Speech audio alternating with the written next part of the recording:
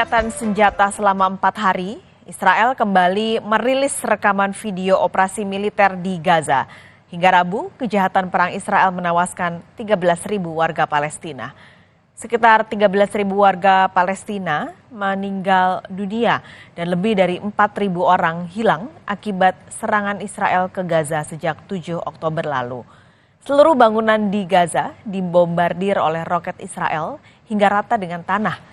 Belum jelas kapan gencatan senjata Israel Hamas akan dimulai karena hingga saat ini jet dan tank Israel tak henti melancarkan serangan.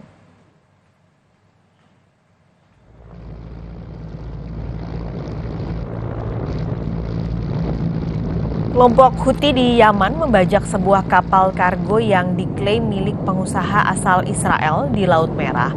Ini adalah detik-detik kelompok Houthi membajak kapal kargo Galaxy Reader yang sedang berlayar di Laut Merah. Dalam peristiwa ini, 25 awak kapal Galaxy Reader disandera oleh kelompok Houthi. Kapal bernama Galaxy Reader berlayar dari Turki menuju India. Kelompok Houthi mengklaim kapal ini merupakan kapal milik pengusaha Israel, namun Israel membantah dan menyebut kapal kargo ini milik Inggris dan dioperasikan oleh Jepang.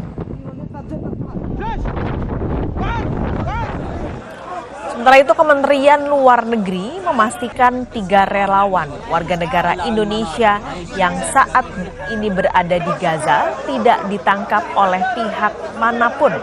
Juru bicara Kementerian Luar Negeri, lalu Muhammad Iqbal, memastikan 3 relawan WNI tidak ditangkap oleh pihak Israel. Berdasarkan informasi dan verifikasi yang dilakukan Kemenlu, ketiganya masih berada di Rumah Sakit Indonesia di Gaza. Bahwa ketiga WNI tersebut seluruhnya masih berada di Rumah Sakit Indonesia di Gaza.